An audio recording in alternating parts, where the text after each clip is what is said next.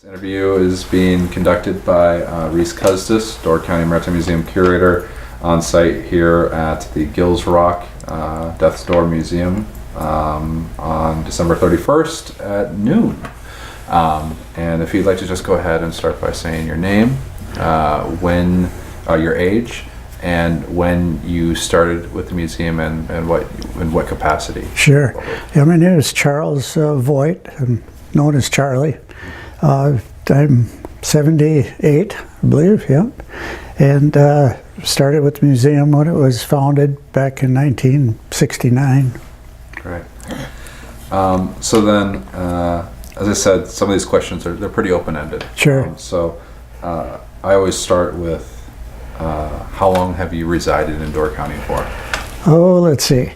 I was born in Door County and then moved away. My family moved away, had a fish market in Skokie, Illinois till 1955. I was 14 years old. And then we moved to Florida winters and came back to Gills Rock summers. And then I've been here ever since. So. And so your family has had quite a long association with Door County? Yes, and Gills Rock. My grandfather named Gills Rock. It was Hedgehog Harbor up until, I think it was around 1904 that Grandpa Gottlieb was named the first postmaster. And they needed a name for the postage stamp, so he named it Gills Rock. So. All right, so then you've lived in Door County for quite a while. Your family has lived in Door County for quite a while. What kept you guys here over those decades? Well, I think it's just, my grandfather kind of founded Gills Rock. He built the dock that exists today, the old ferry dock.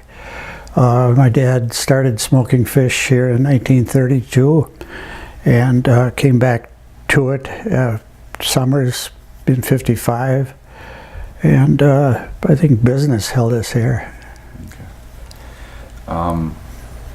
So then we'll go ahead and we'll start talking about the museum specifically now. You said when did you start working with, or in your case, founding the Door County Maritime Museum? Well, it's 1969 was, I guess, the official founding of it. I think it was June of '69. But back in the mid '60s, there was a lot of scuba diving going on up here, and of course commercial fishing. And people had the local people had a kind of a dream or a vision of putting together the artifacts that they've been finding scuba diving, and of course the history of the commercial fishing. So the group of men got together and planned to build this particular facility to house the artifacts. And how did that conversation start? Just like I say, just the local people. There was a Gene Chastel who built, it's called On the Rocks Diving Lodge out at the tip of Table Bluff. And he had the diving lodge, and Bob Lapp ran it for him. And of course they housed up to 60 scuba divers in that facility at one time. And they had 2 boats that took them out on the various shipwrecks in the area. And back then, if you found an artifact, you could bring it up. And so they did bring up a number of artifacts from the shipwrecks in the area. And local fishermen, the Webergs and the Voights, had, desire to keep history alive from the old fishing days. So, and at the time we had a group called the Northern Men's Club. And it consisted of mostly Gills Rock people, but also Ellison Bay. And probably that was the impetus to have organized people, organized groups. And so the men's club was here, and they had fish boils and fundraised for various things. And I think that kind of led into some of those members getting the idea of having a museum here. So. So then, obviously this museum didn't just pop up overnight, this one in Gills Rock specifically. Can you tell me some of the path, if you will, from the idea to that, yeah. to planting that first shovel in the ground? Well, I guess with the people having a desire to have something like this, and they just worked about trying to put it together, and that involved finding a place for the museum, and which is ended up right here in the park, and then raising funds. And it was a longer process because it started out with leveling the ground, and then it went to putting in a footing and pouring the floor, and this went on over a period of months and a couple years. Lots of volunteer labor, and then it was to get a building and put out bids for the building and get it constructed. But this property originally was owned by my uncle Harry Voight, and he passed away, and then Edna had it, and then she donated the land to the town of Liberty Grove for a park. It's called a Harry Voight Memorial Park, and so then that kind of got to be maybe a little bit of a natural place to put the museum. So then it was going through the process of talking to the town and getting a 50-year lease on the property, and then putting up the structure. So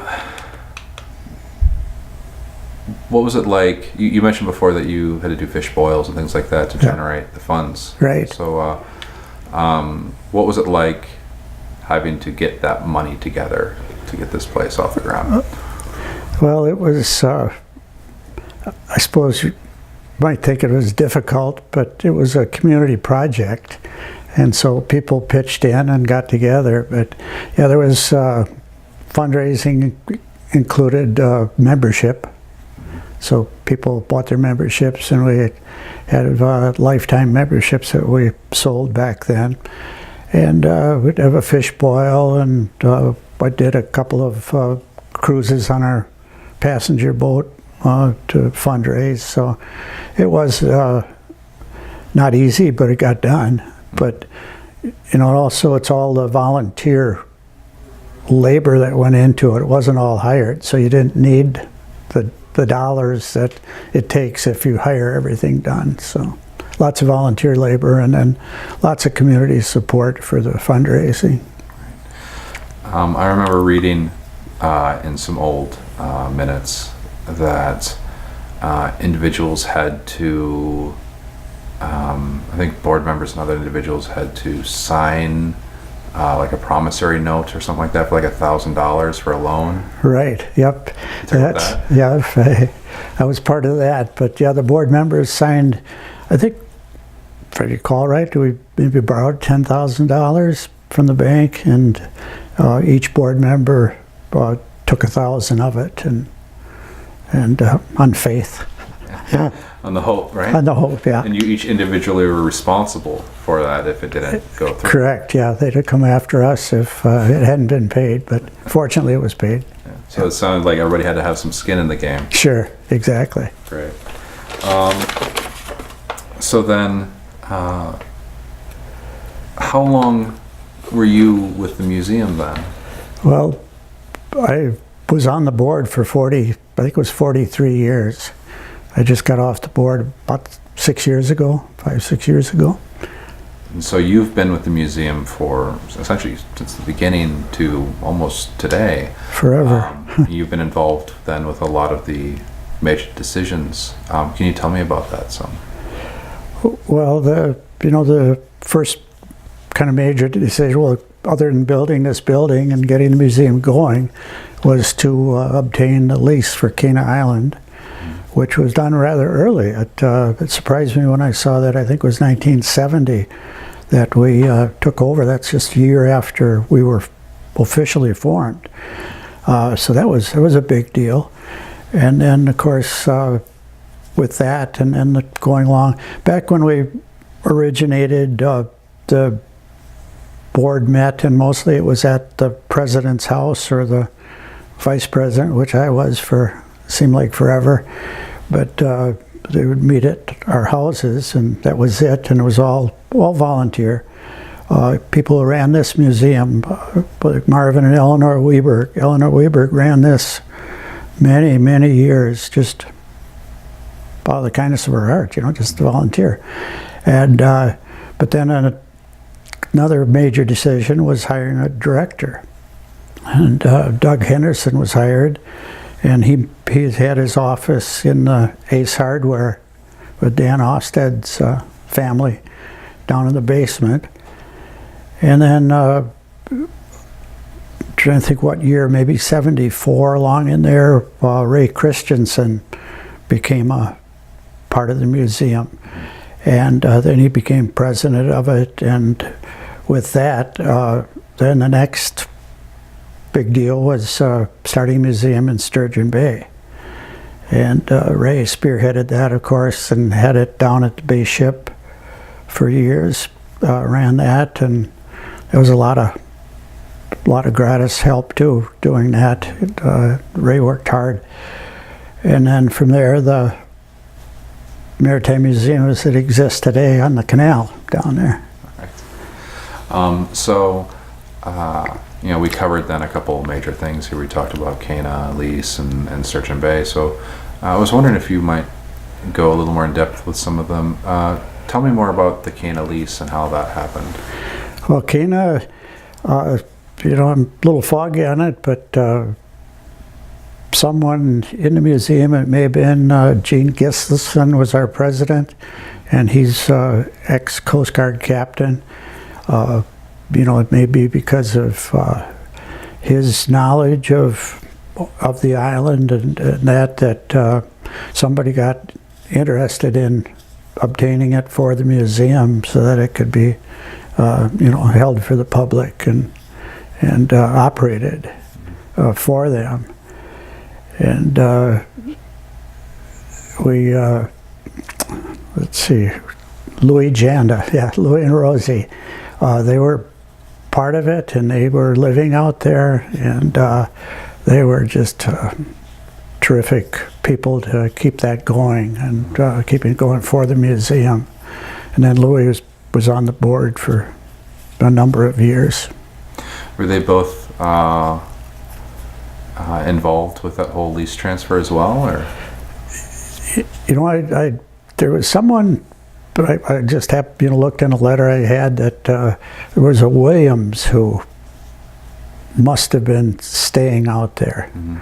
And then maybe Louis came along just after that. But Louis and his family, I kind of thought that Louis and his family were on Cane Island when we took it over, but I'm not so sure about that anymore. But he and his family lived there summers for many years. Yeah. All right, so then, so this museum gets built. What was opening day like?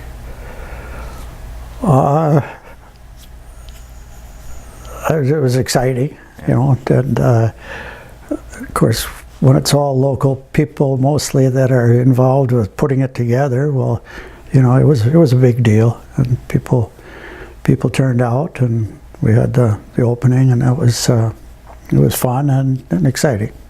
Yeah. Yeah, I'm sure it must have been all of that time. I mean, it took how many years from concept to finish? 5-6 years probably at least.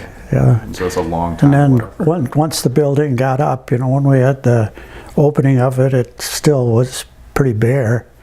But then we had volunteers, Roger Johnson and our family and a number of others put the wood walls in the museum afterwards, you know, so it was a lot of work, and it took a while. And so it sounded like it was just the community that put this together. Yeah, exactly. So then you mentioned Ray Christensen, and that's a name that keeps coming up. Can you tell me a little bit about him?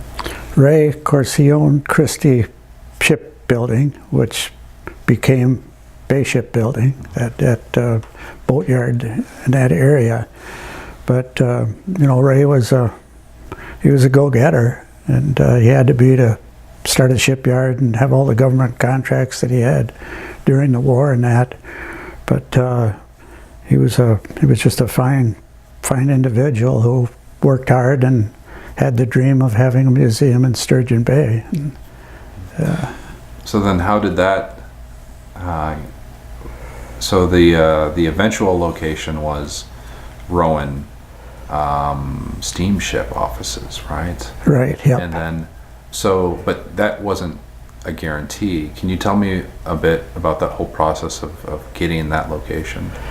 Well, there again, it was Ray that did all of it, and he just, you know, thought that was a good place to start the museum, and so he put it all together. And I'm not even sure who owned that building at that time. Right. But it was there a number of years, and they did a really great job in there. So then, where did the idea? So obviously, this museum had yet to even be built when talk about getting a Sturgeon Bay museum was going on. I'm not sure about that, because you know, maybe people down there, I'm sure maybe people did have the idea. They had the Door County Museum, and I would imagine that with all the marine activity that they thought about a maritime museum. But it was after we got going and then brought Ray Christensen on board to be part of us that really the Sturgeon Bay took off. Right. And so then, can you actually? We can actually move forward from that.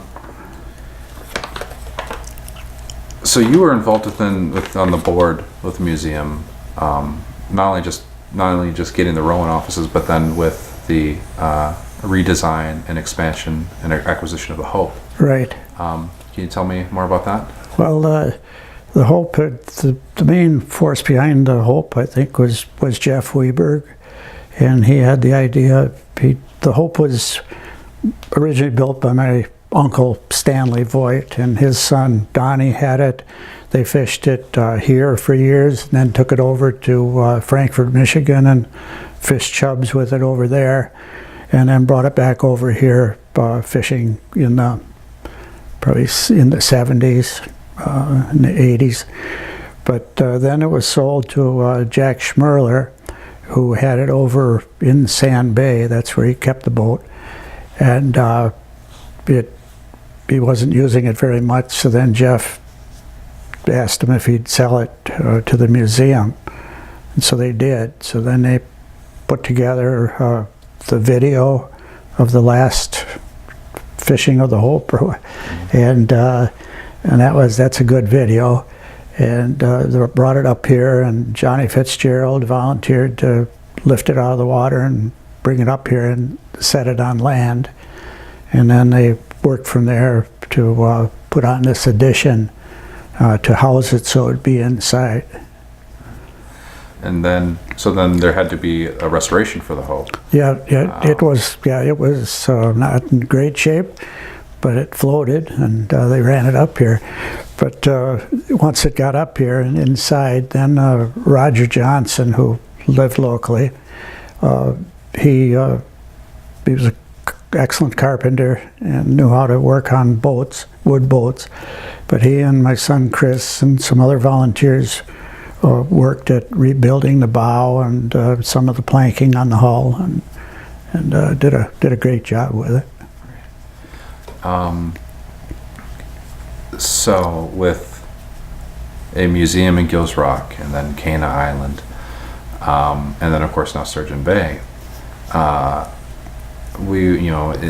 heard how the Sturgeon Bay, the one in the Rowan offices, the attitude was, oh, it's kind of an attic. It's we got a bunch of stuff here, but we don't have a proper place to display it. Right. So why don't you go ahead and if you could tell me a bit about how the museum in Sturgeon Bay, the new one, the current one, came to be. Well, I think if you need a name for that one, the spearhead was Dan Osted. yeah, they felt that they didn't have room in their own offices, which they didn't, or a proper place, like you said. But then I think during that time, of course, we hired Doug Henderson to be our first real director of the museum. And between Doug having his office in the basement of the Ace Hardware and Dan Osted working there, owning it, I think they put their heads together and really spearheaded the idea of it. And it just went from there. And, you know, then we hired an architect and of course brought in drawings, and then we tried to figure out how we'd ever pay for something like that. And it just went along, and fortunately went rather smoothly. I remember Dan, when we first were talking about it, he said, well, Charlie, you better, if you get on board, he said, you're going to be in for a heck of a ride. And that's the way it ended up, a heck of a ride, and got the museum finished. So then, as you said, how are we going to get about to paying for this? Right. So, you know, funding Gills Rock took a while. How did the board, how did yourself get the funds necessary to build that museum? Well, of course, you know, that with Doug Henderson on, he was a director and fundraiser, and they went to the local people in Sturgeon Bay, the marine interests, and got some you know, pledges for a significant amount of money, and each director was kind of given a charge to find donors, and so that some liked it and some didn't on the board. But you know, you kind of talk to people, and they had the committee that went out and talked to various people and came together with a significant amount of pledges to get it going. It was you know, never easy, and especially when you start getting into those kind of dollars, where this one, of course, back in the late 60s, 10,000 was a good amount of money. But that one museum in Sturgeon Bay really got to be a good amount of money. Right. Yeah. So, you know, I asked you what it was like to see this museum here in Gills Rock, you know, open up. Yeah. What did it feel like, considering the increase in funding and the increase of pressure? What was it like to see the Sturgeon Bay Museum? Yeah, that, you know, just it was definitely a step above this one, and we had a heck of a nice opening. John Asher was kind of the south end director of it, and then I was the north end director, and we were at the opening and christening of the building, and exciting. Yes. Beautiful. So then I have some questions here, of course, that I've been asking everybody. 50 years is a long time for any organization to be around, especially a museum and especially a nonprofit, without any kind of governmental funding. What are your thoughts of the 50 years so far of the Door County Maritime Museum? Well, you know, we're here, we're doing well.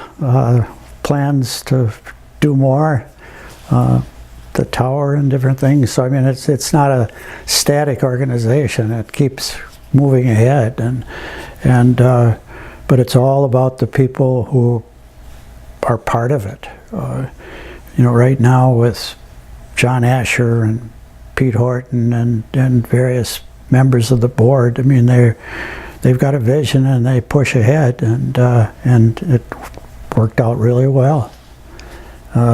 With John Asher and the tug in Sturgeon Bay, that was a major deal. It was a expensive proposition to get it going, but John spearheaded it and wanted it done, and it's done. So, but the whole Asher family and the Purvises and just people who they're not only got a vision, they know how to get things done. So that's how it goes. But of course, to start from just an idea to a museum that now covers 3 locations, one of which is a lighthouse, another, and a historic ship museum. Yep. What do you feel about that? To see what was once an idea come into what it is now? Well, it's just a good feeling, and it's something where if you have the right people and the right community of support, it gets done, and it's great. So, what would you then like to see the museum accomplish in the next 50 years? Oh boy. The next blink of an eye. Well, just to keep what we have, of course, to keep the history and everything of what we've done so far, and then to move along and keep up with technology to keep folks interested in it. You can't just have a building with some old pieces of equipment sitting in it. You've got to make it interesting and viable for the present generation. So I'd like to see them just keep on, which they are, keeping up with the technology and making it interesting for people. In these next 50 years, is there any one specific legacy or one topic or subject that or thing that you would like to see this museum preserve? Well, I think that just because it's local to us, or to me, it's the commercial fishing industry, and to keep that preserved and add to it with other displays and that. That's just just a personal thing that I'm involved with. I'm in smokefish business, and commercial fishing is us. So I'd like that. But and then if you go down to where the interests are in Sturgeon Bay of the shipbuilding and that, I want to see that, of course, kept and have further displays and keep that more in the present too. Okay. Obviously, I'm going to want to sit you down in front of a camera sometime later to talk more about that commercial fishing history of yours. Okay. Hopefully, you'll be willing to do another one of these interviews. But are there any other thoughts, experiences, or memories that we haven't talked about yet that you would like to talk about now related to the museum?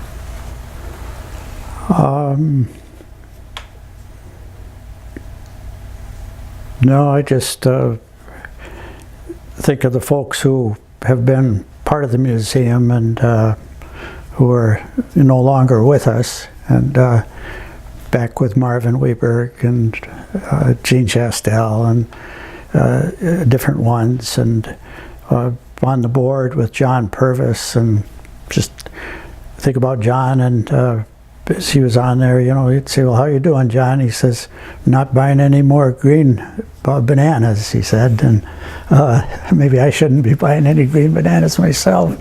But just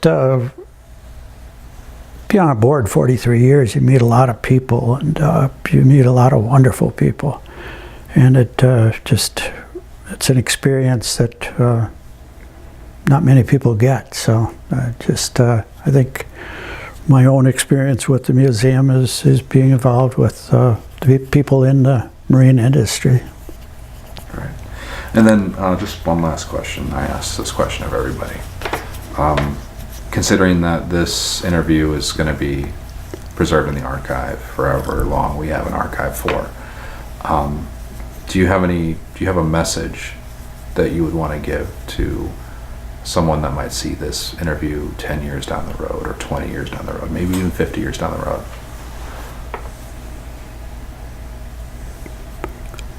That's a good question. Other than, if you have any interest in preserving something, and especially the maritime history, get involved. And you won't regret it, because you just, like I say, you deal with so many wonderful people that just get involved and enjoy it.